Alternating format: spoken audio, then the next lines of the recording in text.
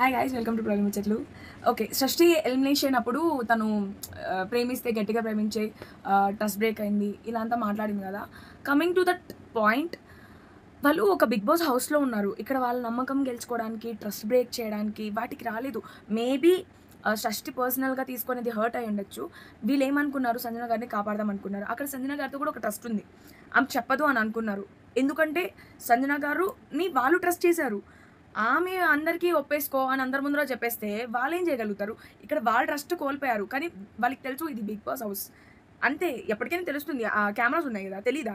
వాళ్ళేం అంత పిచ్చోళ్ళు కాదు, తెలుస్తుంది, బయట పడుతుందని తెలుసు వాళ్ళకి. బట్ సంజన గారిని కాపాడదాం because she wants to have food అని ఆ మంచితనంతో వాళ్ళు దాచారు. ఇప్పుడు బయట చెప్పినా, ఇప్పుడు పక్కకు తీసుకెళ్ళి సంజన గారి చెప్పింది అంటే సంజన గారు ట్రస్ట్ చేశారు కదా. ఎలా షష్ఠి బర్నీ గారిని ట్రస్ట్ చేసిందో అలానే సంజన గారు బర్నీ గారిని ట్రస్ట్ చేసింది కదా. ఎలా చెప్తారు? ఇక్కడ అంతా ట్రస్ట్ మ్యాటర్స్. ఇప్పుడు ఎలా షష్ఠి నాకు చెప్పుండొచ్చు కదా అనుకునిందో, అలానే సంజన గారు ఈయన్ని క్వశ్చన్ చేస్తారు కదా, ఎలా చెప్తారు మీరు అని.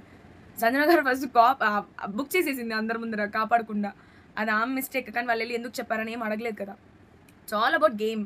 షష్ఠి అంత పర్సనల్గా తీసుకొని ఆ బాబా చిన్నపిల్ల అని ప్రూవ్ చేసింది అంతే.